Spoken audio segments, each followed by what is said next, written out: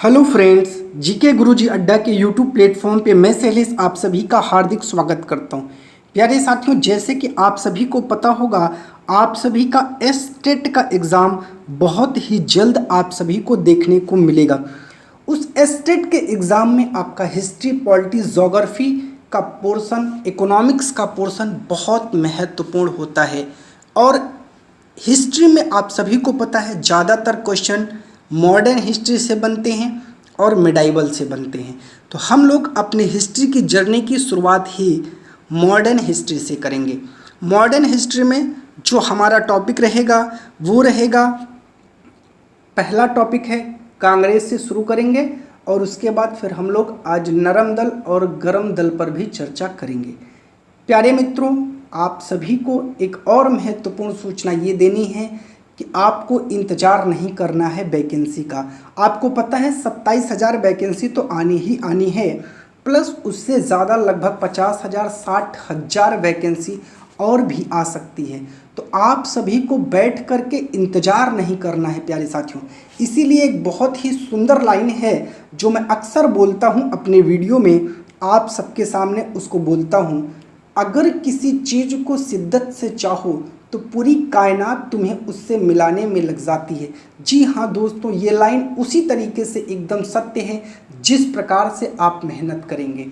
प्यारे साथियों, हर चीज़ आपके मेहनत पर निर्भर करती है। आपको बहुत अच्छा करना है, बहुत अच्छा एग्ज़ाम में करना है, तो आपको मेहनत भी उतनी ही अच्छे तरीके से करनी पड़ेगी।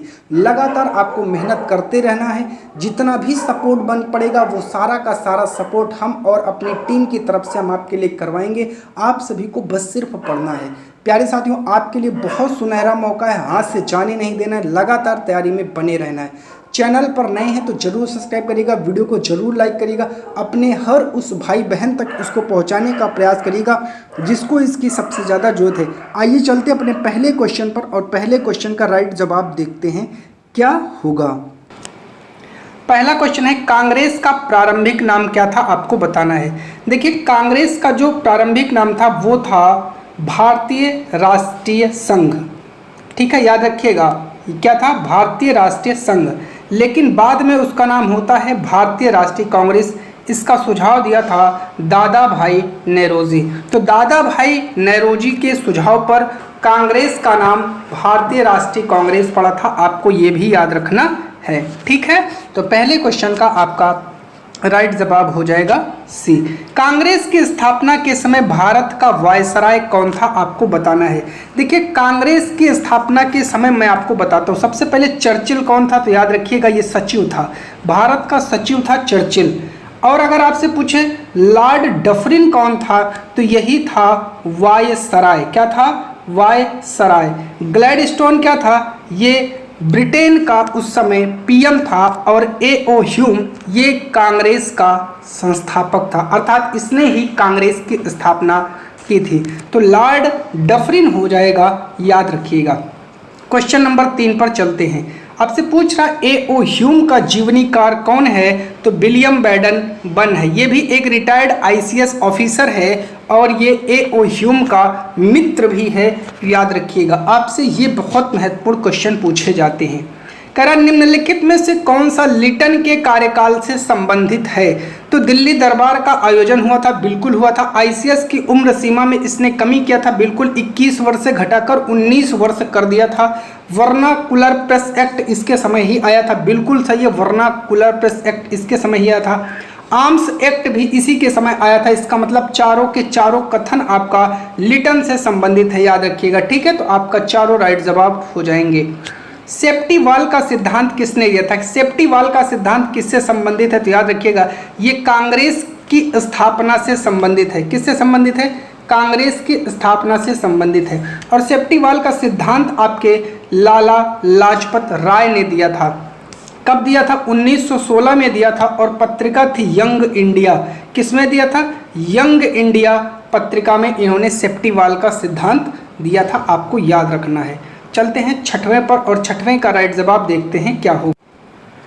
बात करते हैं लैंड होल्डर सोसाइटी की स्थापना कब हुई थी, आपको बताना है। इसका एक नाम और है जमींदारी एसोसिएशन भी इसे कहते हैं। 1838 में इसकी स्थापना हुई थी। इसके संस्थापक कौन हैं? राजा राधाकांत देव इसके संस्थापक हैं, याद रखिएगा। इसमें दो बहुत ही महत्वपूर्ण अंग्रेजों का नाम आता है। एक तो आता है विलियम कापरी का, जो कि सचिव थे, और जॉन कॉफर्ड जो लंदन में इसके प्रतिनिधि थे, ये भी याद रखिएगा। चलते हैं 7वें पर। करा ब्रिटिश इंडिया एसोसिएशन की स्थापना कब हुई थी, आपको बताना है।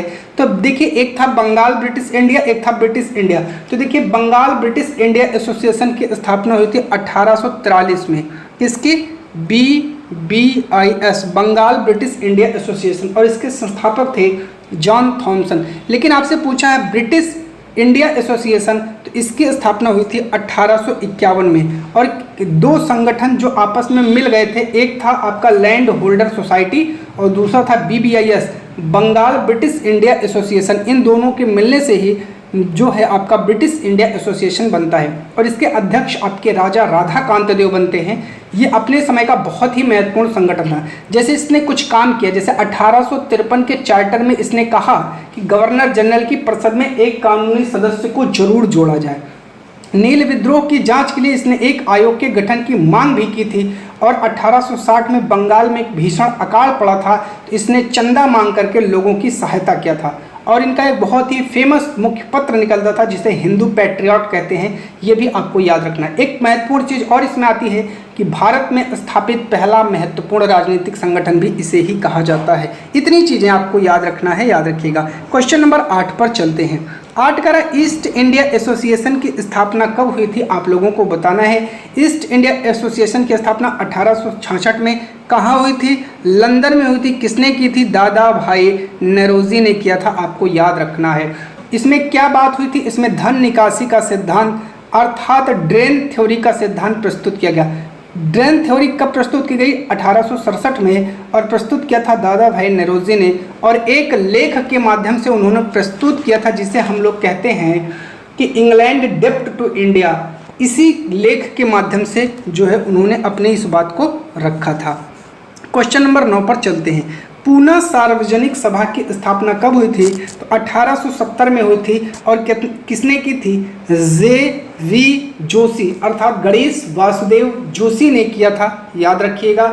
और जो गणेश वासुदेव जोशी हैं, JV जोशी हैं, ये स्वदेशी के प्रबल समर्थक भी माने जाते हैं, याद रखिएगा। ये 1877 में जब दिल्ली दरबार का आयोजन हुआ था, तो उसमें ये खादी की पोशाक पहनकर शामिल होने वाले पहले नेता थे, याद रखिएगा। और इसी संस्था से 1871 में महादेव गोविंद रानाडे अर्थात जिसे जस्टिस रानाडे आप लोग कहते हैं, वो भी पुनः सार्वजनिक सभा में शामिल होते हैं, याद रखिएगा। चलते हैं अगले क्वेश्चन पर। अगला क्वेश्चन है इंडिया लीग की स्थापना कब हुई थी, आपको बताना है। तो 1875 में हुई थी। और किसने की थी? तो शिशिर कुमार घोष ने किया था, याद रखिएगा, आपसे पूछा जाता है। अगला क्वेश्चन है कोलकाता स्टूडेंट एसोसिएशन की स्थापना कब हुई थी? ये भी 1875 में हुई थी। और इसको किया था आनंद मोहन बसु ने, याद रखिएगा। आनंद मोहन बसु इसके संस्थापक माने जाते हैं। क्वेश्चन नंबर 12 पर चलते हैं। इंडियन एसोसिएशन की स्थापना कब हुई थी, आपको बताना है। तो 1876 में हुई थी। और SN बनर्जी ने किया था, सुरेंद्र नाथ बनर्जी ने इसकी स्थापना किया था। ये इंडिया लीग के स्थान पर इसकी स्थापना हुई थी। और ये पहला अखिल भारतीय संगठन भी है। इसमें कुछ बहुत महत्वपूर्ण चीज़ें भी आपको जानना, जैसे अगर आपको इस संस्था से जुड़ना था तो आपको 5 रुपये प्रतिवर्ष चंदा देना है। इसने सिविल सर्विसेज आंदोलन भी चलाया था। और वर्नाकुलर प्रेस एक्ट का इसने विरोध भी किया था। और इल्बर्ट बिल का समर्थन किया था। इल्बर्ट बिल क्या है? इल्बर्ट बिल का मतलब ये है कि यूरोपीय जज और भारतीय जज को एक समान रूप से रखा जाए, अर्थात भारतीय जज भी अब यूरोपीय लोगों के मामलों का निपटारा कर सकता है, जिसका बाद में विरोध होता है। और इल्बर्ट बिल का जो प्रयास था वो असफल हो जाता है, याद रखिएगा, ठीक है। चलते हैं अगले क्वेश्चन पर। क्वेश्चन नंबर 13 पर कह रहा है मद्रास महाजन सभा की स्थापना कब हुई थी? तो 1884 में हुई थी। और इसके संस्थापक आपको याद रखना है PVP से। P से P आनंद जो है चार्लो, और V से आप कह सकते हैं V राघवाचारू, और P से P रंगिया नायडू, 3 लोग इसके संस्थापक में आते हैं। क्वेश्चन नंबर 14 पर चलते हैं। कह रहा मुंबई प्रेसिडेंसी की स्थापना कब हुई थी, आपको बताना है।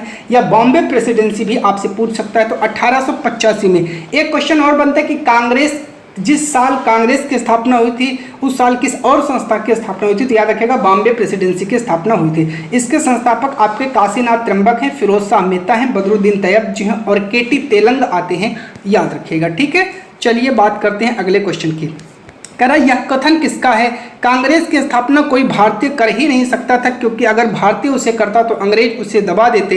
ये गोपाल कृष्ण गोखले का बहुत ही फेमस कथन है प्यारे साथियों। इस कथन को रट लीजिएगा, आपके एग्जाम में आपकी बहुत ज़्यादा हेल्प करने वाला है।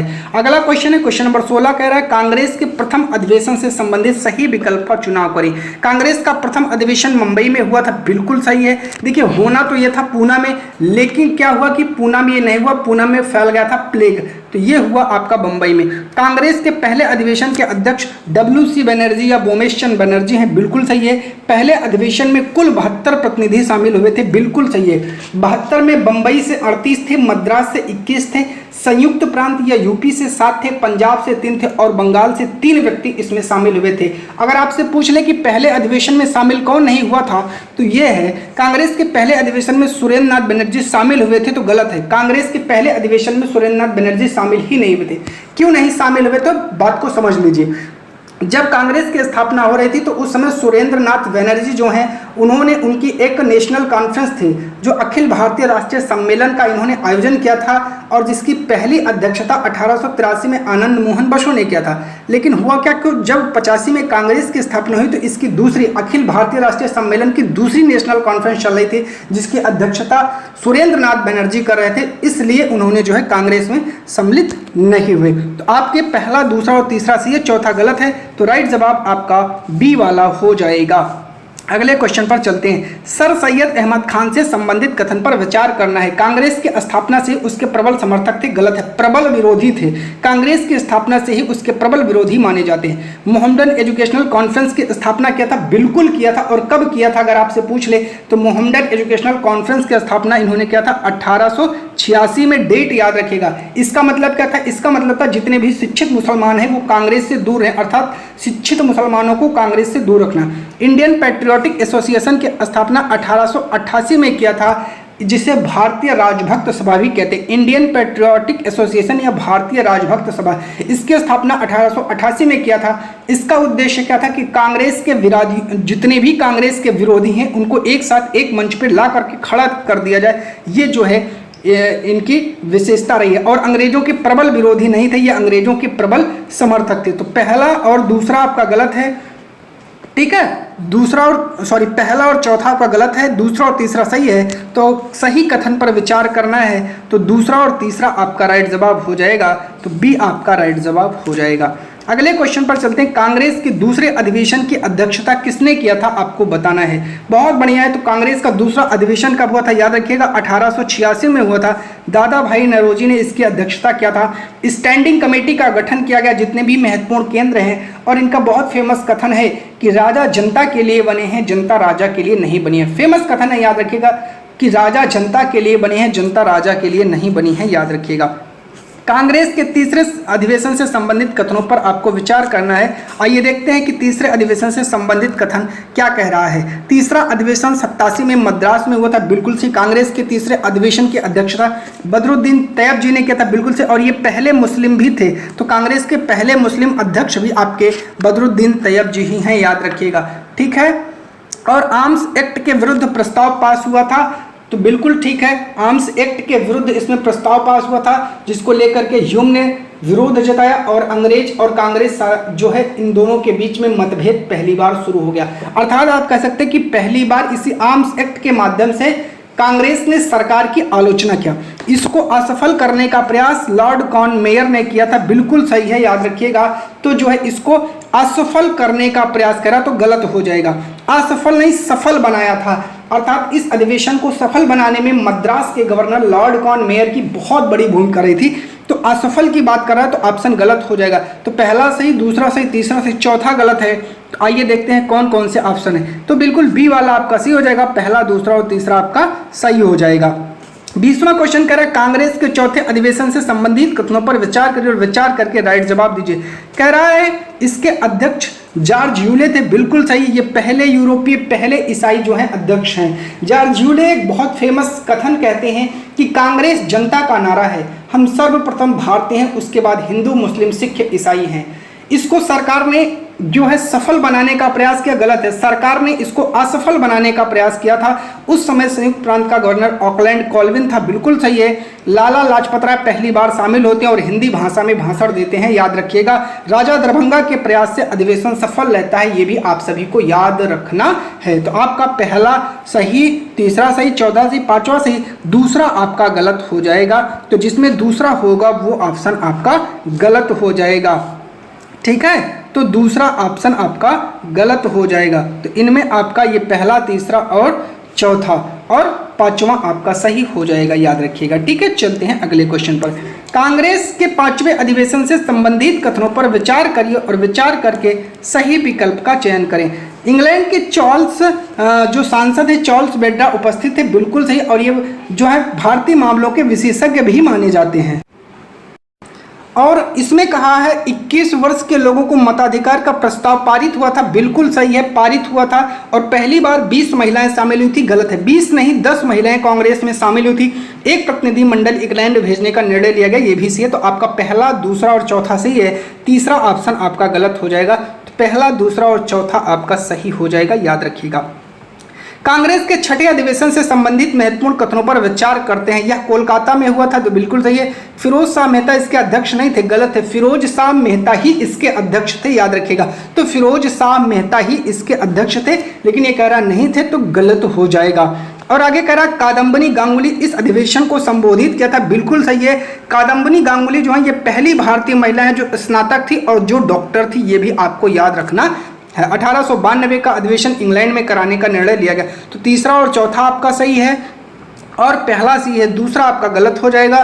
तो दूसरा आपका गलत हो जाएगा, तो केवल 1, 3 और 4 आपका सही हो जाएगा। नरमपंथी एवं गरमपंथी विचारधारा, और आप सभी को पता है नरमपंथी और गरमपंथी विचारधारा से हर एग्जाम में भर भर के क्वेश्चन बनते हैं और ये सभी क्वेश्चन इतने महत्वपूर्ण होते हैं कि पूछिए मत, ठीक है ना। तो आप लोगों को जो है नरमपंथी और गरमपंथी विचारधारा को बहुत अच्छे से पढ़ना ही नहीं, समझते हुए चलना है। तो चलिए चलते हैं अपने पहले क्वेश्चन पर। और पहला क्वेश्चन क्या कह रहा है, आइए देखते हैं। समाज सुधार के क्षेत्र में दादा भाई नौरोजी ने किस संस्था की स्थापना किया था, आप सभी को बताना है। दादा भाई नौरोजी जो है उन्होंने 2 संस्था बनाई थी। तो आइए जानते हैं, एक सामाजिक क्षेत्र में, एक राजनीतिक क्षेत्र में। सामाजिक क्षेत्र में उन्होंने रहनुमा ए मजदाएसान बनाया था। कब बनाया था ये भी याद रखिएगा, 1851 में बनाया था। किसके सहयोग से, फरदौनजी नौरोजी, आर के कामा, नोट करते चलिएगा। फरदौनजी नौरोजी और आर के कामा इनके सहयोगी थे। और एक पत्रिका यहाँ से निकलती थी जिसको हम लोग कहते हैं राष्ट्रगोफ्तार। क्या कहते हैं, राष्ट्रगोफ्तार पत्रिका को भी इन्होंने लॉन्च किया था।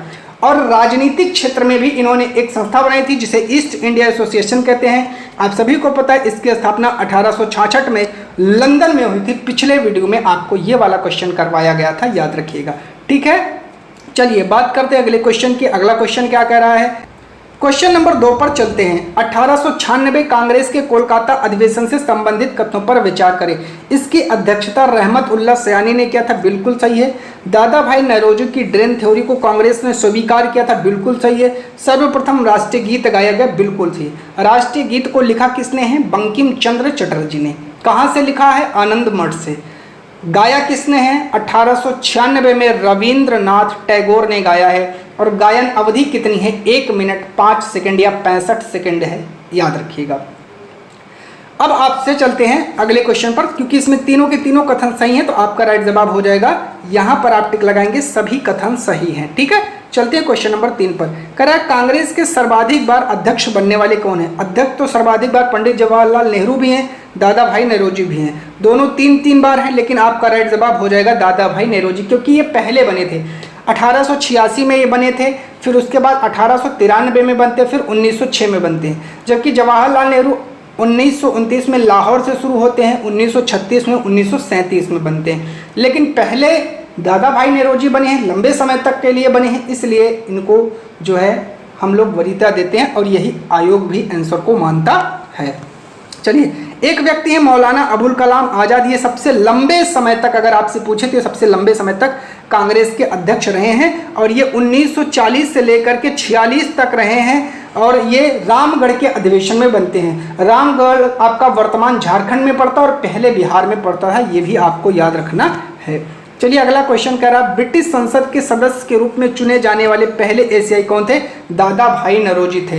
ये जो हैं आपके पहले एशियाई, पहले भारतीय हैं जो ब्रिटिश संसद में चुने गए। कब चुने गए थे? 1892 में चुने गए थे, याद रखिएगा। टिकट इनको किस दल से मिला था? उदारवादी या लिबरल पार्टी से इनको जो है टिकट मिला था। और इनकी बहुत फेमस पुस्तक है Indian poverty and un British rule in India, जिसको 1901 में इन्होंने लिखा था, याद रखिएगा। क्वेश्चन नंबर 5 पर चलते हैं। कह रहा है गोपाल कृष्ण गोखले से संबंधित कथनों पर विचार कीजिए। बात करते हैं, गांधी के राजनीतिक गुरु थे, ये बिल्कुल सही है। गोपाल कृष्ण गोखले गांधी के राजनीतिक गुरु थे और गांधी जी ने एक बहुत ही फेमस पुस्तक लिखी है, गोखले इज माई पॉलिटिकल गुरु। क्या है? गोखले इज माई पॉलिटिकल गुरु। और अगर आपसे पूछा जाए कि गोपाल कृष्ण गोखले के गुरु कौन है, तो गोपाल कृष्ण गोखले के गुरु हैं जस्टिस रानाडे, बिल्कुल सही है। सर्वेंट ऑफ इंडिया सोसाइटी की स्थापना भी इन्होंने किया था और कब किया था ये भी याद रखिएगा, 1905 में किया था, पूना में किया था। और इसके संस्थापक सदस्य भी आपको याद रखना है, तो याद रख लीजिएगा MBA अर्थात MC सीतलवाड़, BN राव, अल्लादी कृष्णा स्वामी अय्यर जो हैं वो इसके संस्थापक सदस्य भी थे, जो सर्वेंट ऑफ इंडिया सोसाइटी थे। 1913 में इंपीरियल लेजिस्लेटिव असेंबली में भारत में निःशुल्क और अनिवार्य शिक्षा लागू करने के उद्देश्य से एक विधेयक प्रस्तुत किया था, बिल्कुल सही हो जाएगा। डी वाला भी आपका ऑप्शन सही हो जाएगा, तो चारों के चारों ऑप्शन आपके राइट हो जाएंगे। बात करते हैं अगले क्वेश्चन की। अगला क्वेश्चन है निम्न में से कौन बॉम्बे क्रॉनिकल पत्रिका से जुड़ा था, याद रखिएगा। तो बॉम्बे क्रॉनिकल पत्रिका से आपके जुड़ने वाले कौन है, तो आपको बताना है वो आपके फिरोज शाह मेहता हैं। और बॉम्बे क्रॉनिकल की जो भाषा है वो अंग्रेजी भाषा है, आपको ये भी याद रखना है। कौन सी भाषा है? अंग्रेजी भाषा है, याद रखिएगा। क्वेश्चन नंबर 7 पर चलते हैं। अ नेशन इन मेकिंग पुस्तक के लेखक कौन है? सुरेंद्र नाथ बनर्जी हैं। इन्होंने एक पत्रिका भी लॉन्च किया था जो बंगाली है और जो अंग्रेजी भाषा में है, याद रखिएगा। अगला क्वेश्चन कह रहा है यह कथन किससे संबंधित है? जिस दिन पूरा भारत प्रेम, सद्भाव और सम्मान के 3 बंधनों से आपस में जुड़ जाएगा उस दिन भारत की महानता पहचान ली जाएगी। तो ये कथन भी आपका सुरेंद्र नाथ बनर्जी का ही है, बहुत फेमस कथन है, याद रखिएगा। यह कथन किससे संबंधित है आपको बताना है। आबादी का अधिकांश अज्ञानी है, सनातनी भाव से चिपका हुआ है, किसी भी प्रकार के परिवर्तन के प्रति न केवल उदासीन है बल्कि उसे समझता भी नहीं है, आपको बताना है। ये गोपाल कृष्ण गोखले का कथन है, याद रखिएगा। 10 कह रहा है यह कथन किसका है? हमारा परिश्रम किसी भी प्रकार से सफल नहीं होगा यदि हम वर्ष में एक बार मेढक की तरह टर टर करते रहेंगे। तो आपका इसका राइट जवाब क्या हो जाएगा, याद रखिएगा। इस कथन को कहने वाले तिलक महोदय हैं, याद रखिएगा। अगला क्वेश्चन कह रहा है नरम पंथियों की नीतियों को राजनीतिक भिक्षावृत्ति की संज्ञा किसने दी है? तो बाल गंगाधर तिलक ने ही दिया है, याद रखिएगा। अगला क्वेश्चन कह रहा है यह कथन किसका है? कांग्रेस अधिवेशन चौपलूसों के सम्मेलन और छुट्टियों के मनोरंजन है। तो ये आपका कथन जो है ये भी तिलक ने ही कहा है, याद रखिएगा। ठीक है, चलिए अगला क्वेश्चन कह रहा है इनमें से कौन तिलक की पुस्तक नहीं है, अर्थात तिलक की पुस्तक नहीं है, तो आपको बताना है। गीता रहस्य किसकी पुस्तक है आपको बताना है, तो ये तिलक की पुस्तक है। द आर्कटिक होमा वेदास ये भी तिलक की पुस्तक है। Rivets on the new party ये भी है। मराठा और केसरी नहीं है, ये दोनों न्यूज़पेपर हैं, तो राइट जवाब ये हो जाएगा। ये पुस्तक नहीं है, ये दोनों तिलक के ही न्यूज़पेपर हैं, याद रखिएगा। तो आपसे क्वेश्चन में पुस्तक पूछा था, याद रखिएगा। क्वेश्चन नंबर 14 पर चलते हैं। कह रहा यह कथन किसका है? हमें अपना मुंह राजभवन से हटाकर झोपड़ियों की ओर मोड़ना होगा, ये लाला लाजपत राय का कथन है, याद रखिएगा। यह कथन किससे संबंधित है? हमें अपनी शिकायतों का निवारण करने और रियायतें पाने के लिए नरमपंथियों ने 20 वर्षों तक जो निरर्थक आंदोलन चलाया उन्हें रोटियों के बजाय पत्थर मिले हैं, ये भी कथन आपका लाला लाजपत राय से संबंधित है, याद रखिएगा। ठीक है, हमारे राष्ट्रीय आंदोलन के बहुत ही महत्वपूर्ण नेता हैं। इनमें से कौन सी लाला लाजपत राय की पुस्तक नहीं है, आपको बताना है। अनहैप्पी इंडिया, ऑटोबायोग्राफी, राइटिंग्स ये है, यंग इंडिया नहीं है। ये क्या है? ये पत्रिका है, याद रखिएगा। आपसे पुस्तक पूछा है तो राइट जवाब ए हो जाएगा। ए उनकी पत्रिका है जिसमें उन्होंने सेफ्टी वाल्व का सिद्धांत 1916 में दिया था। लाला लाजपत राय के गुरु कौन है, आपको बताना है। तो मेजनी है। लाला लाजपत राय के गुरु कौन है? मेजनी है, याद रखिएगा। किसने कांग्रेस को याचना संस्था कहा था? तो बिपिन चंद्र पाल, याद रखिएगा। बिपिन चंद्र पाल ने कांग्रेस को याचना संस्था कहा था और इनकी पुस्तक है द सोल ऑफ इंडिया।